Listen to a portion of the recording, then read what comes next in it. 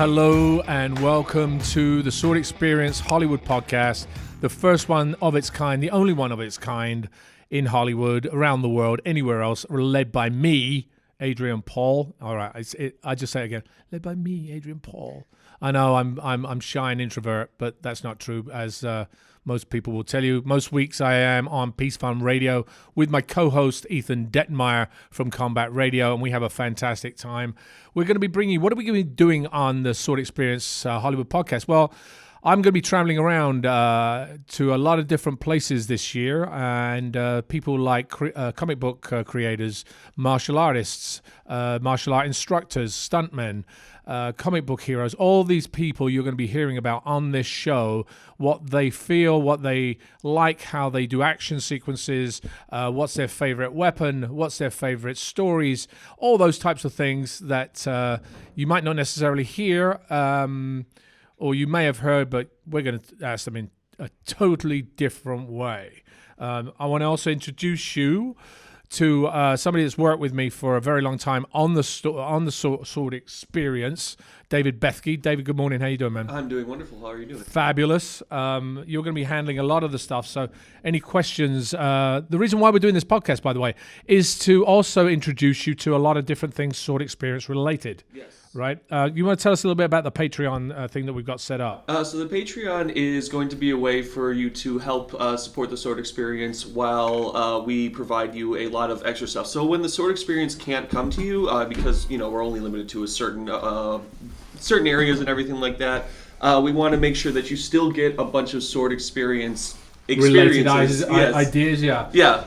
Tell me a couple of the things that we've got on there. I know I'm going to be doing a choreography breakdowns on certain fights, my view on the how the fight was created, the characters in it, because what makes up a fight are a lot of factors. There's a lot of factors to them. So there's anything from like stunts to the choreography to how you even just the small steps that it takes to bring a fight together. What you see on the screen may take 1-2 minutes to do, but it's all pulled together after hours, days, weeks, months of practice. And all the little stories behind the stories sometimes are interesting to have. Yeah. And we're going to make this pretty easy for you because we're also going to be breaking this up. We were going to actually deliver the Sword Experience training videos, which were going to be based on fitness and technique, but we're splitting those off of Patreon and keeping those separate so that those of you that just want to handle that can go elsewhere, and we'll be releasing those shortly as well, but we'll let you know when those will do. Right. So it's going to be a video service where, once again, if we may not be able to come to your area, you'll be able to go online, whether it's, on your computer, on your tablet, on your iPhone, or on, say, you've got a video streaming device like a Roku or an Apple TV. You'll be able to learn from Adrian various techniques, whether it's more basic techniques, whether it's more advanced techniques. It's essentially a Sword Experience program that you can subscribe to, and it will be delivered to your home, and you can watch and train in your living room, on your patio, on your deck, wherever you want, whenever you want. And we're really excited to bring this to you. The thing about I've always kind of thought about when delivering something like that. I mean, I never say to myself, and this is one of the things that we come across a lot of the time, what style do you teach? Well, I'm not teaching you a style. That's for the teachers that I bring on with me to teach you, whether it is longsword, katana, kendo, whatever those styles are that interest you. That's what is a style. For us, the idea of a Sword Experience is really to talk about targeting. It doesn't matter what sword that you have, whether you've got a katana in your hand, a longsword, a broadsword, a Scottish claymore, it doesn't matter. You still have to attack that particular target, and there's two reasons for that. One is for competition. If you're in competition, if you're doing a HEMA or anything of that nature, you need to know where your opponent's weakness is. How does your footwork move? What angulation are you trying to attack them with? What are their defenses? What's all those types of things. If you're an actor or a stunt performer, you need to make sure that you target those things so that your partner doesn't get hurt and gets misled on where you're actually going to strike. So those things, having been on the receiving end of many wrong moves in my career, it's going to be interesting to see how people respond to this. But that's basically what we're going to be doing here. Now, This week, I'm going to be actually talking with, or you're going to be listening to an interview I did with Chris Claremont, who, as many of you know, was the creator of X-Men. Really cool. Yeah, I mean, I met up with him at the Athens Con back in December, and really nice man. I'd spoken a little bit that he came in to talk to the producers about Highlander. It was kind of funny because he said, we came in and we told them that we were actually going to walk to the meeting, and they were like, "What? You're going to walk in LA?" And they said, "Yeah, it's just a couple of blocks away." Well, only a couple of blocks. Yeah, but they were a little bit further than a couple of blocks away, and they walked in and sat down, and they kind of realized that coming from New York to Los Angeles, the mentalities are a little bit different than on the two coasts. Are they not a fan of walking in New York? No, everybody walks in New York, but in LA they don't. Oh, the people here, the producers, are like, "Oh, you're walking." Oh my God. Yeah. And obviously, when you come into a meeting, you have to. Are you gelling with the production or with the people that are going to be doing it? You have to make sure that you do. So, right. Chris said, they didn't quite. I don't know whether it was see eye to eye, but they didn't quite gel with the ideas that they were coming forward with. So they never, they didn't take it any further. But Chris doesn't need to. I mean, his background is obviously he created some of the most iconic characters known today. Pretty solidified. So yeah. I mean, so and I asked him that in the interview. What he.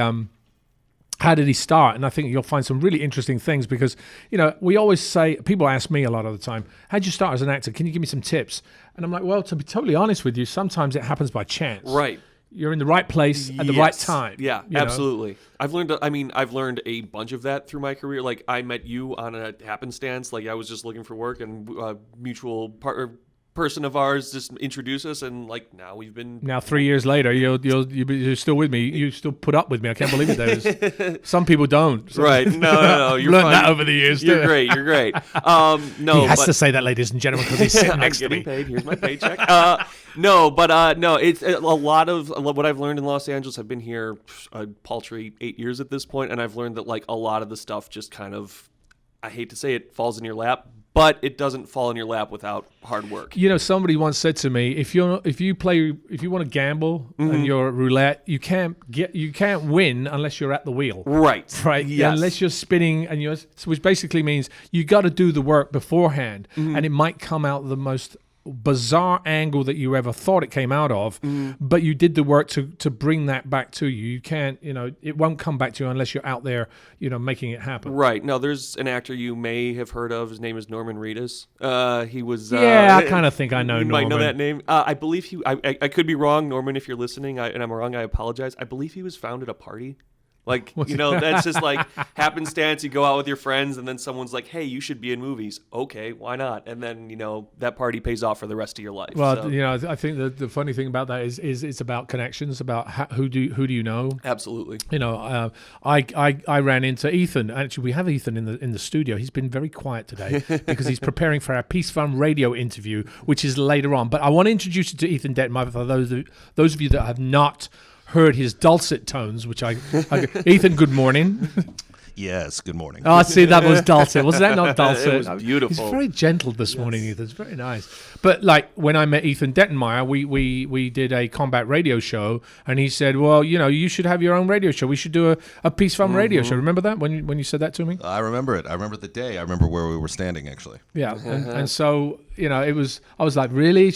And now, what is it now, 7 years later? 600 hours of radio, something like that. It's 700, I think it is now. It's getting up there. That's insane. It's a lot of hours we've done of radio. It's like a straight month's worth. Refer to it as community service. Well, it is. I mean, in a sense, we're trying to spread. Everybody knows that social media and the internet has a profound effect on our lives. We can find anything that we want to find on the internet. We never used to have that back in the 90s, and that it was only in the 2000s that it's really exploded.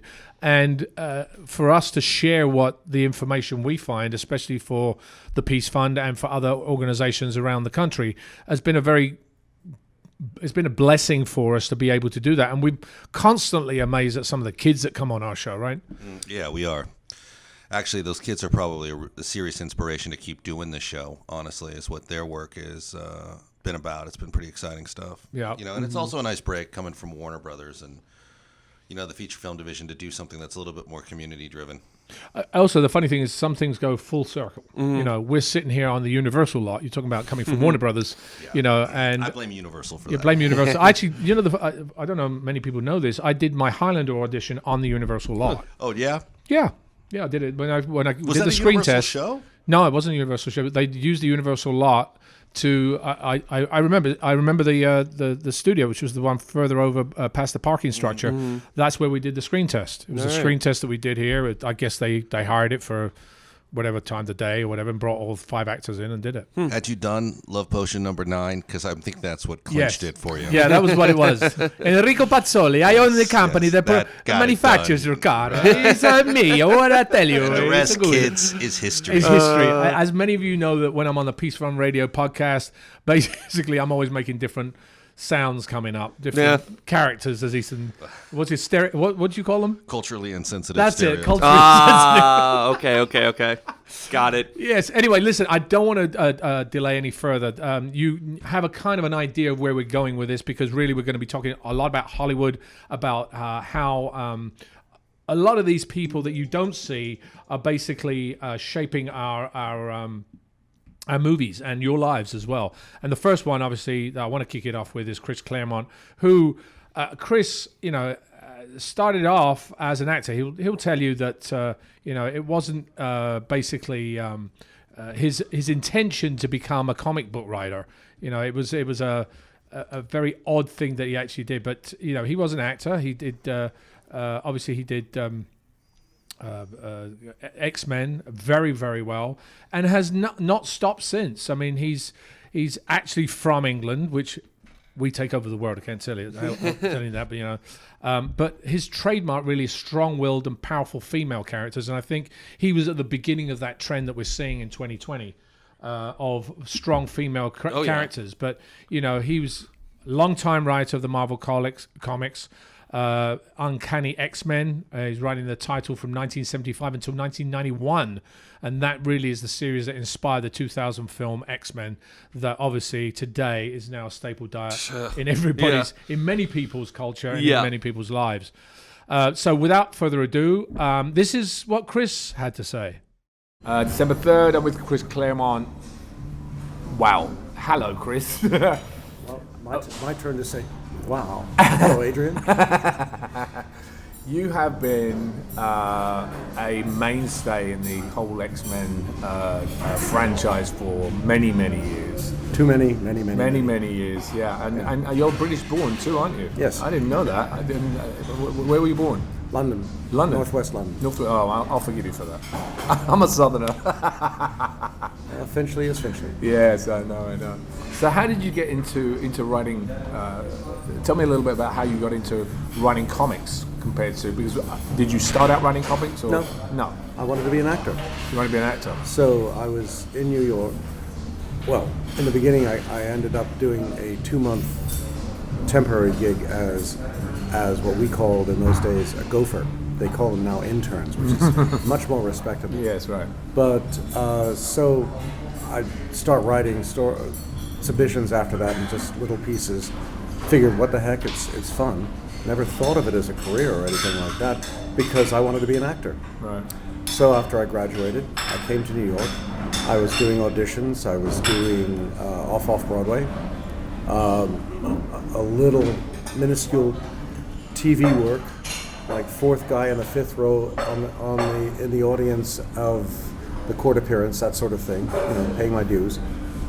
And a job came up at Marvel, an editorial assistant, 2.5 days a week. And I thought, cool, I'll do this for a few months, earn some money, then go off do summer stock and get into the scheme of things.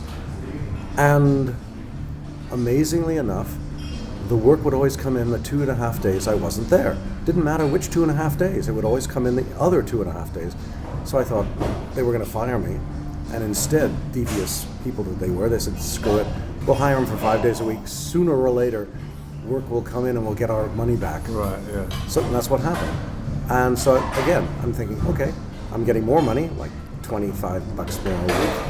I'll keep it up for 3 or 4 months and then go to summer stock.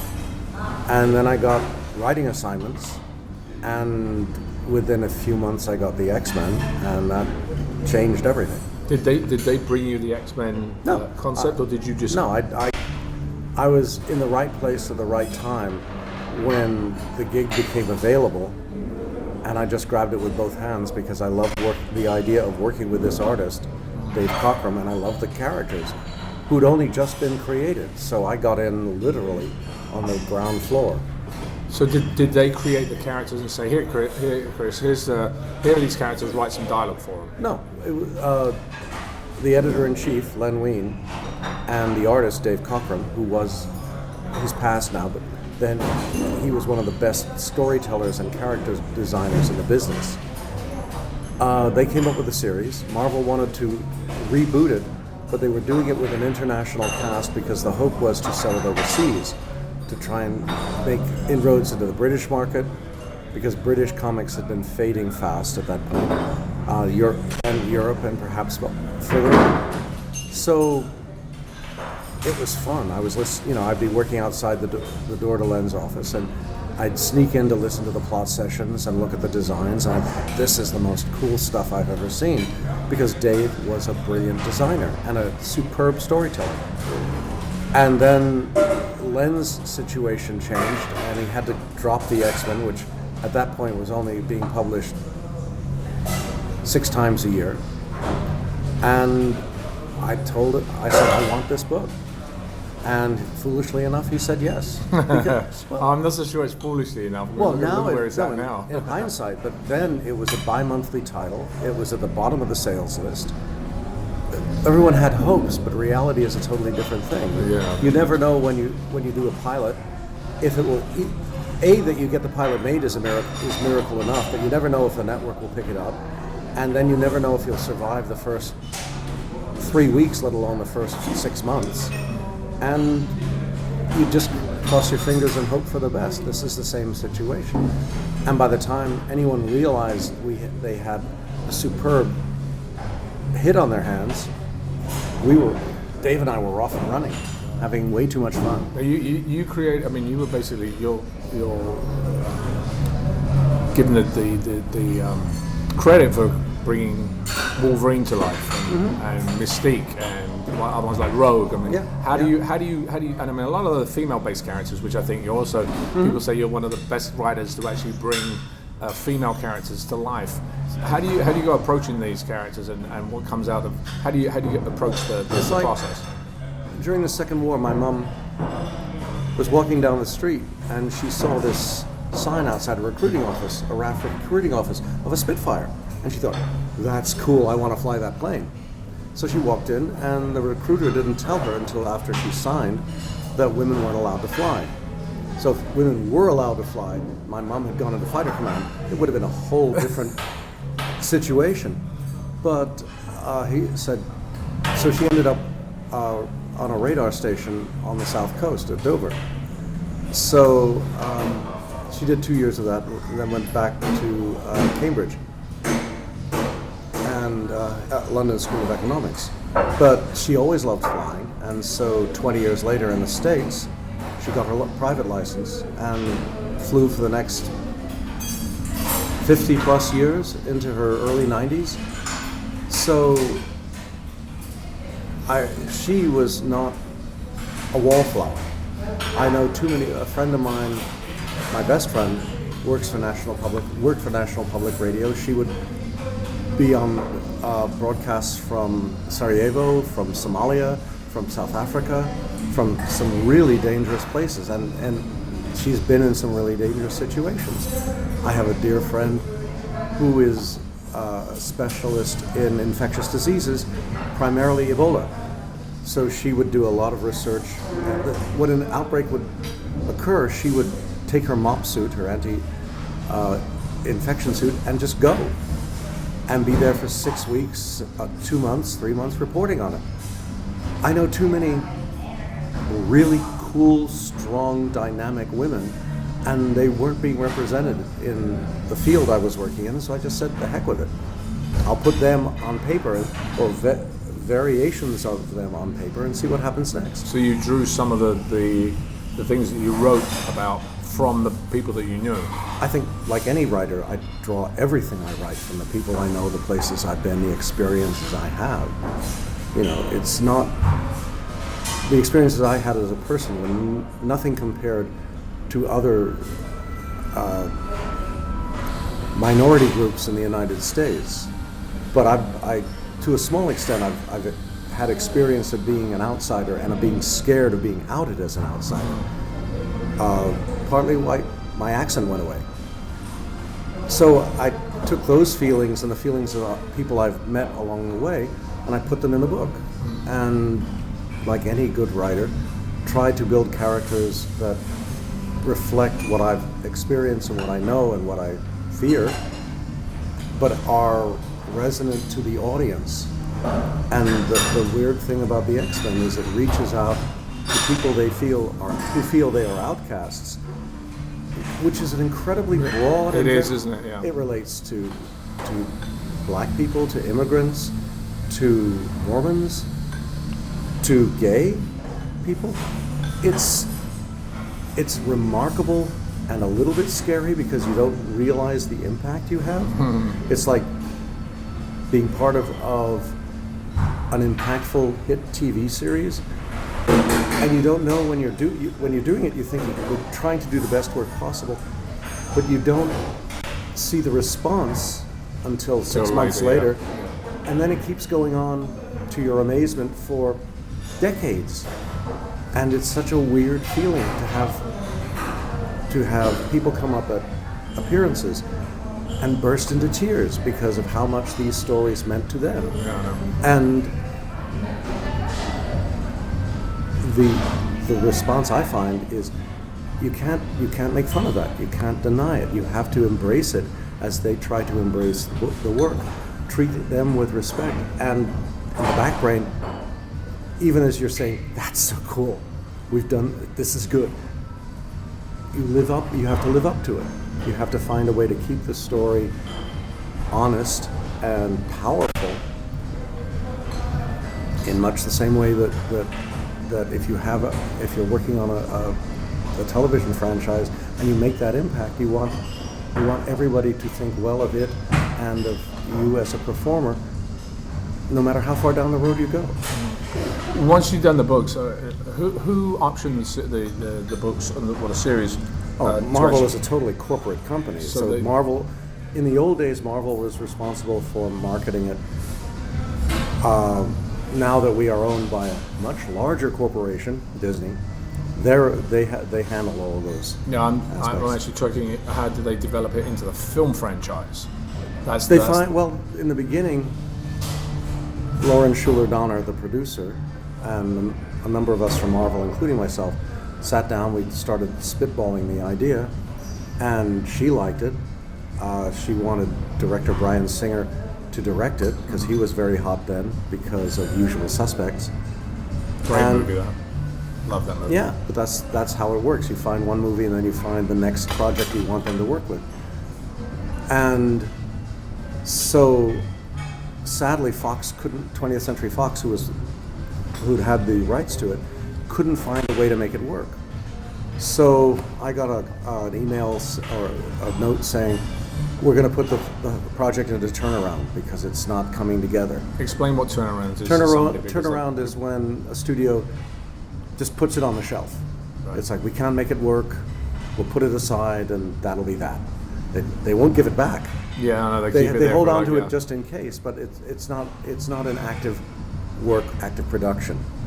And the reality is far too many projects end up on that shelf. So, to my success, to my failure, I wrote a memo. There's always those damn memos.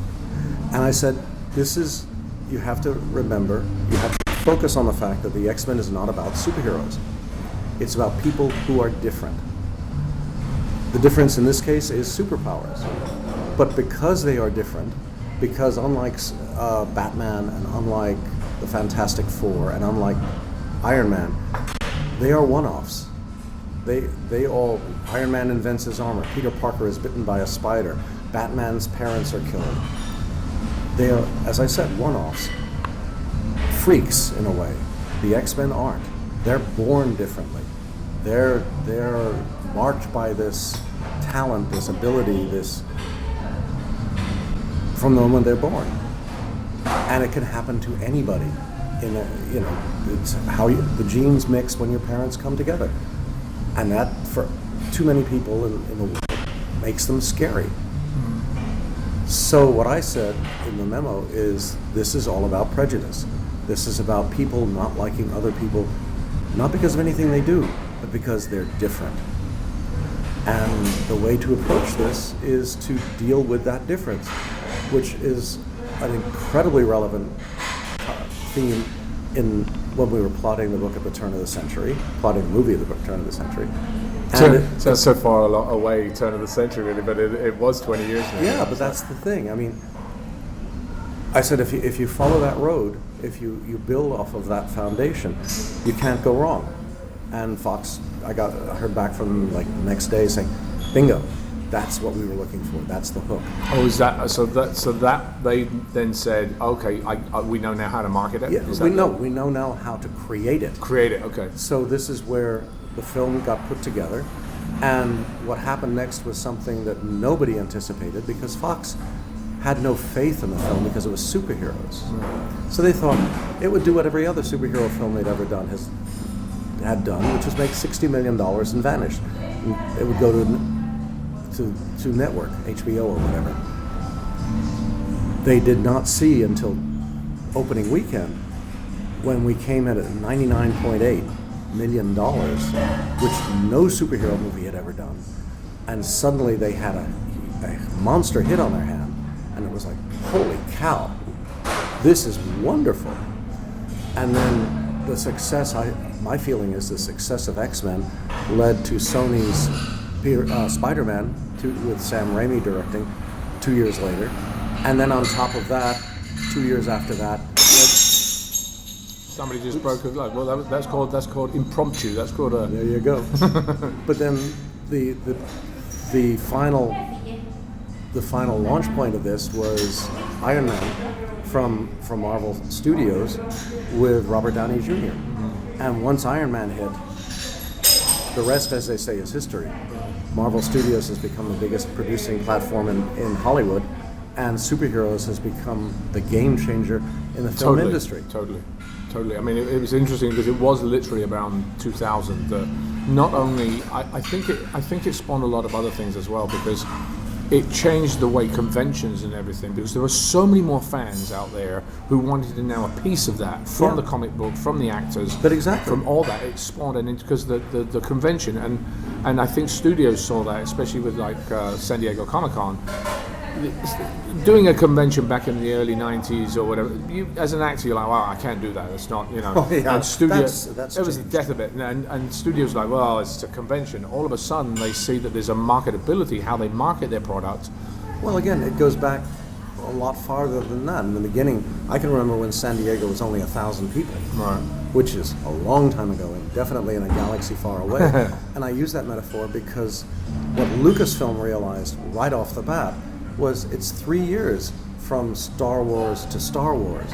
How do we keep the audience interested? How can we, without spending any money on constant ads, how do we keep them aware? Well, they licensed Star Wars to Marvel Comics, and Marvel produced a monthly comic book, Star Wars. And it was a success. I wrote a couple of issues. Everybody was involved. But what it did was keep the book, keep the concept, keep the characters in front of the audience, a core audience of comic book readers, for the 3 years it took them to go from the first film to Empire Strikes Back, and from Empire Strikes Back to Return of the Jedi. And that's what it's all about. It's comic book provides cheap marketing in that sense, but it also kept the audience interested and excited and aware and wanting to see what happens next. So that when the film came along, oh boy, let's see where, and a comic would lead into the film and then follow out of the film. So Lucasfilm was ahead of the curve for everybody. And again, 10 years later in the 90s, it led to X-Men. Right. And that's the one thing that's taken a long time for Hollywood to realize is the synergy that can be built around these mass media fan events, the Comic-Cons, and the actual work. So you go to any comic convention in the United States or across the ocean, and you will find you'll have comic book guests, you will have media guests. And the ideal is to have perhaps different kinds of audience. Some people will come to see the actors, some people will come to see the comic book professionals, but they're all in the same place now. And they can knit together and synergize and talk over hamburgers at the convention coffee bar. Ugh, horrible food, usually. But they explore what they love, and sometimes one can infect the other. Hey, I'll try an issue of X-Men. Hey, I'll go see this film, next time it shows up either on TV or in the theater.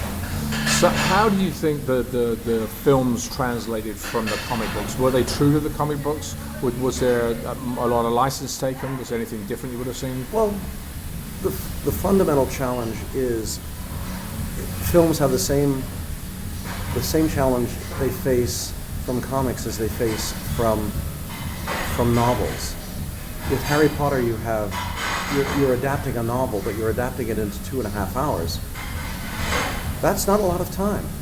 You've got to find a way to introduce the characters, set up the conflict, introduce the adversary, build character, build to a climax, and leave everybody eager to see the next film.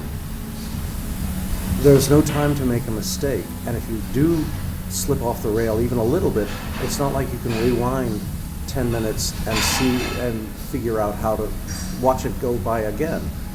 In a comic book, you have an issue come out every month, and as one of the best editors in the business, Archie Goodwin used to say, if you screw up, okay, you have 30 days to fix it till the next issue. But you can fix it. You can keep going. And the challenge is with comics, as with short stories or as with novels, it's an ongoing process. So a story in a comic might take a year to play out. 10 issues. The Dark Phoenix saga took a year to write it.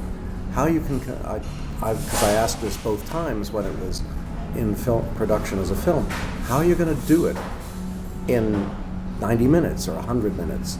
How can you introduce the characters, especially Jean Grey? How can you make the audience fall in love with her? How can you then build to the tragic climax and not have everybody thinking, what happened? And so far, although the Dark Phoenix film was very, very good, they haven't quite got the guts of it right.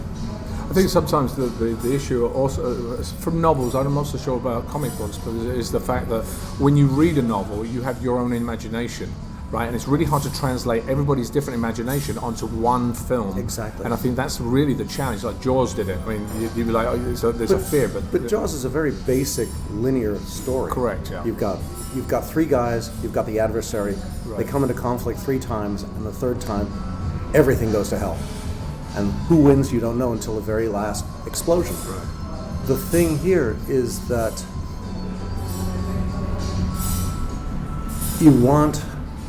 comics are interactive, even though it's word, the pictures on paper.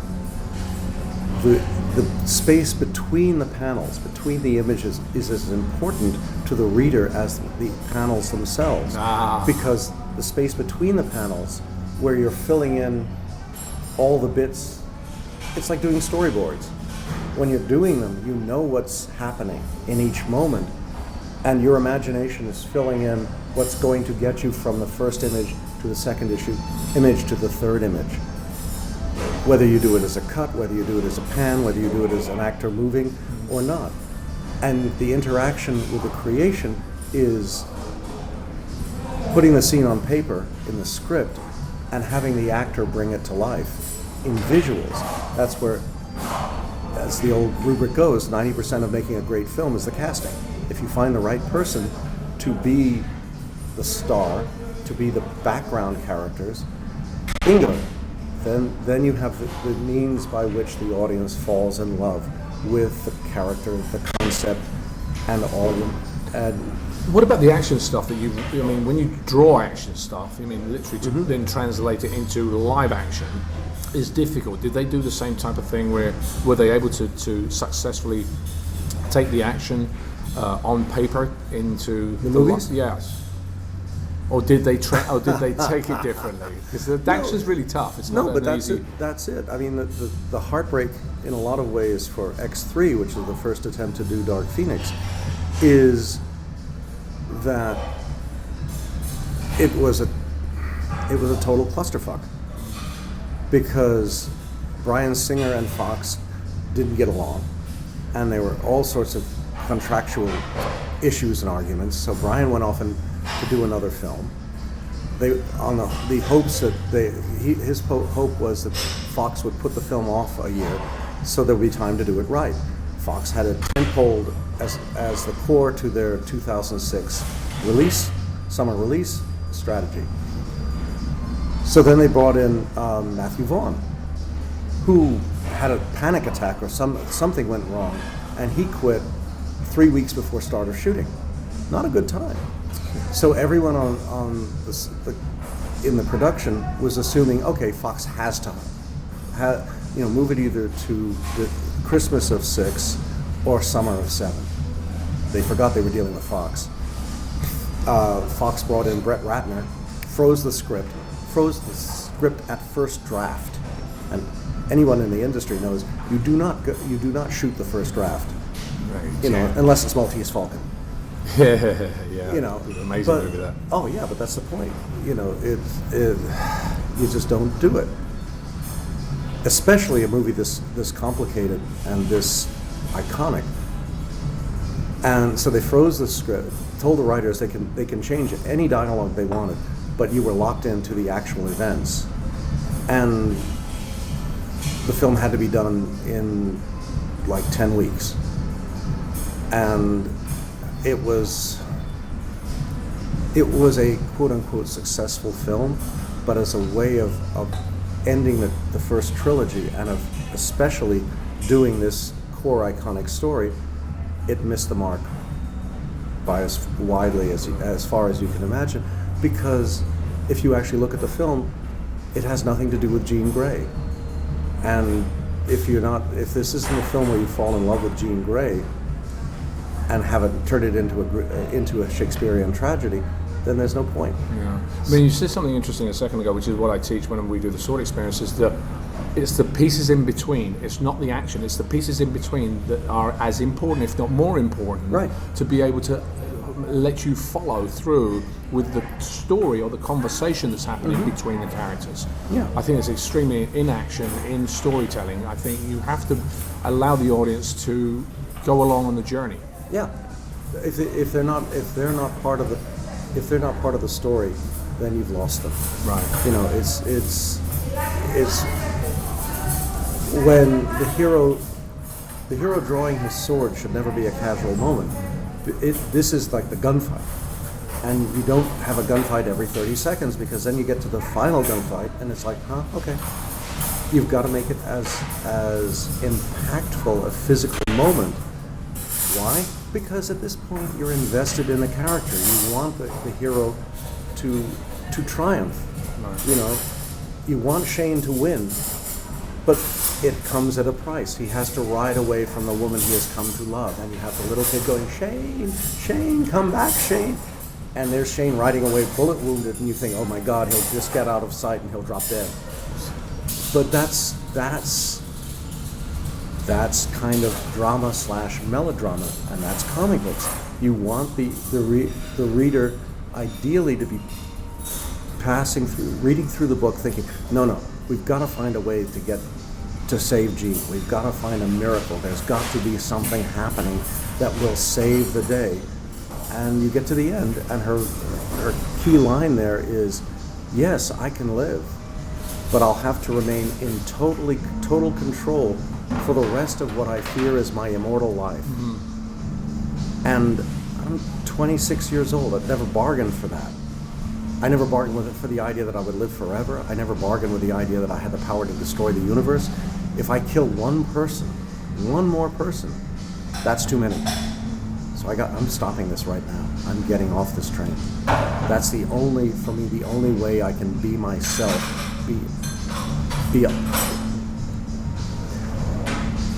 live with myself honorably.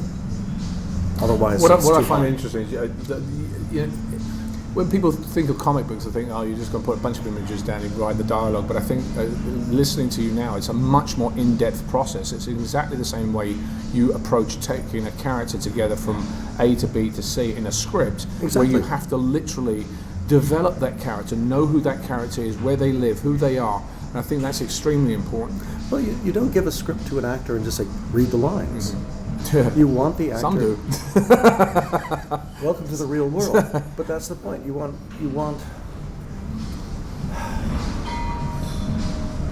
I watched Highlander wanting to know who Duncan MacLeod was, why he does the things he does.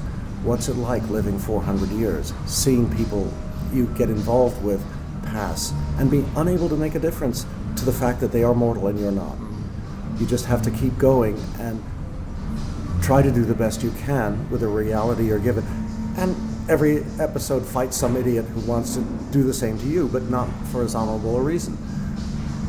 You want to care. You want literally to fall in love with the character and the situation, because that's the nature of cyclical drama. But you also want to know why. How does Duncan feel about what he's doing, where he's going? And once he gets there, what difference will he make as a result?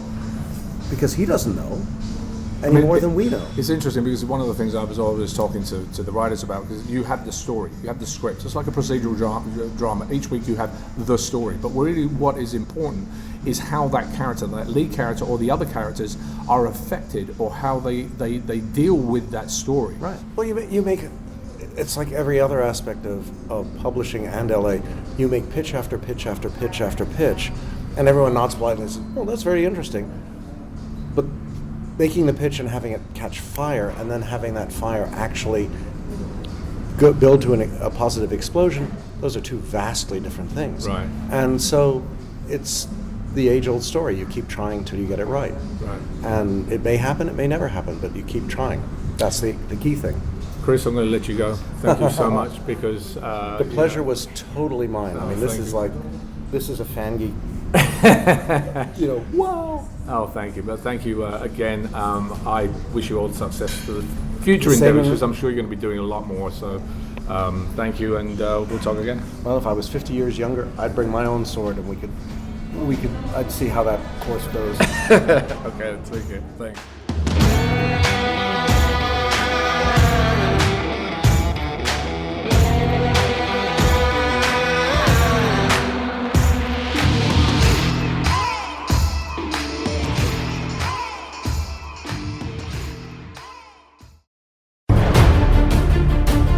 Ever want to do a sword fight from your favorite film? Now you can. Learn from the best as the Sword Experience travels to convention halls across America, to ancient aqueducts and to historical castles of kings and queens of Europe. Sword professionals, budding bladesmen, and those who want to feel like an action hero for a day are ready to take part in the Sword Experience challenges. Experiences that will leave you breathless, literally. Sign up now at swordxp.com, and just maybe you'll discover another you.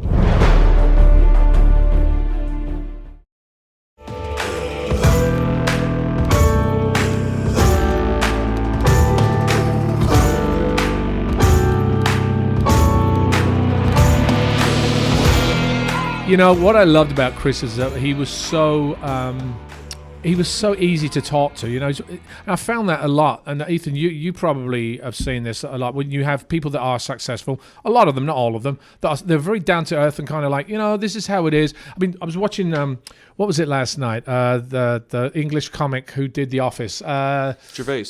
Yes, Ricky Gervais. Ricky Gervais. Yeah. He's so like, well, whatever, I don't really care. And he's just, people love it because he's so down to earth. Chris is the same. He had lines, of people wanting his autograph. I mean, obviously he's written several books and several characters, but he's such a nice guy too, and he just does it, and people love him for that. And you talk about the X-Men characters as being a staple diet. Absolutely. I mean, I was coming of age in 2000 when the first X-Men movie came out, and it's the last X-Men movie from that series just came out last year. So it's been a 20-year long saga that's been in theaters constantly, like at least every few years, and so it's just been a staple of the cinematic world for. It's a bit like Highlander; it never dies. Right, exactly. And now that Disney's bought them, we're going to see even more X-Men. Yeah, movies. well, they'll all be on Disney Plus. Yeah, they'll be on Disney There's Plus. a good plug for Disney Plus. Yes. I have to plug some of the others. Apple Plus, which I think is Apple TV, is another great platform I've been looking at lately. But anyway, Ethan, have you watched some of the X-Men stuff? Is that something you do or your daughter does? I know she's really into drawing as well, isn't she? So. No. I don't follow the X-Men. You don't follow the X-Men I stuff? should. No, I did. I was at Warner Brothers when the first movie came out over at Fox, so we all had a chance to go to a screening of it. But what do you think of it? Is it kind of your genre, your type of thing, or is it? it could have been. I mean, because everybody's kind of like got their thing and their time, you know. I mean, it doesn't mean eventually you might turn around and go, actually, I kind of like that. 20 years later, you watch something, and go, I'm watching Outlander for instance right now. I'm actually kind of digging it. Did they contact you for it? Yeah, actually, at one point they did. I actually read for two of the roles. I actually read for the Bagger, who's a fantastic actor. I really love him. The guy that plays Jack Randall on the thing. It's really well cast, isn't it? Yes, well cast. Yeah, it's really well cast. And what I love about characters like that is that you just don't know whether he's going to be really evil or whether actually he's really being sensitive. And then all of a sudden he changes and becomes this asshole. You know, I mean, he just becomes a real, And I love characters like that. Well, I was when I was at Warner Brothers, I was working with Schwarzenegger on Collateral Damage. That was mine, and he was out. They asked him to be Sabretooth at one point. Oh, really? Oh, did they? And then it ultimately went to another buddy of mine, a wrestling guy named Taylor. Taylor Mane. Yeah. So he was Mike Myers. Yeah, he was. And then Schwarzenegger went on to do Mr. Freeze. So. Mr. Freeze. Mr. Freeze. I mean, there's so many characters we can talk about, and we will be talking about them on this podcast. It's really just to bring you an insight into a lot of action stuff. Obviously, Chris had talked about, how the action was an important thing. And obviously, the sword experience, we are all about action. We're all about swords and about how safety is. I mean, another thing you guys should know, those of you that have not experienced a sword experience before, is that, I do teach people the safety factors. And we deal with wooden weapons, and an old story goes back many, many years to one of the most famous swordsmen that ever lived, Miyamoto Musashi from Japan, who killed his last opponent after 52 successfully defeating 52 opponents prior to that in one-on-one combat, having been through 2 or 3 samurai wars where they have 200 severed heads in piles. You're talking about psychologically damaged, but the man eventually at the end used a wooden sword. He actually used an oar to kill his last opponent and never used a metal weapon ever since. So the point is that whether you're using metal or whether you're using wood, those things can kill you, those things can damage you, but they're also something for you to learn and to go from one step to the other.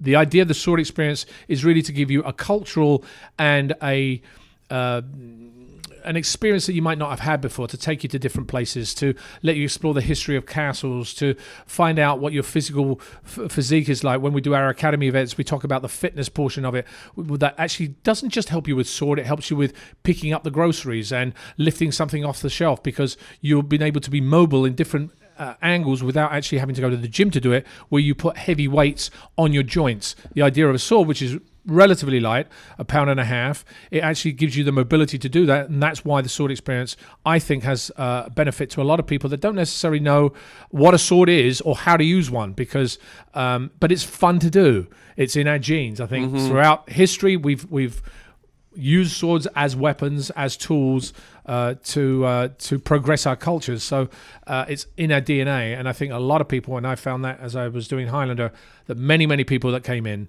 always wanted to do the sword fights. They always wanted to go and do them because it's just something that's cool. And so I hope that we can bring you some of those cool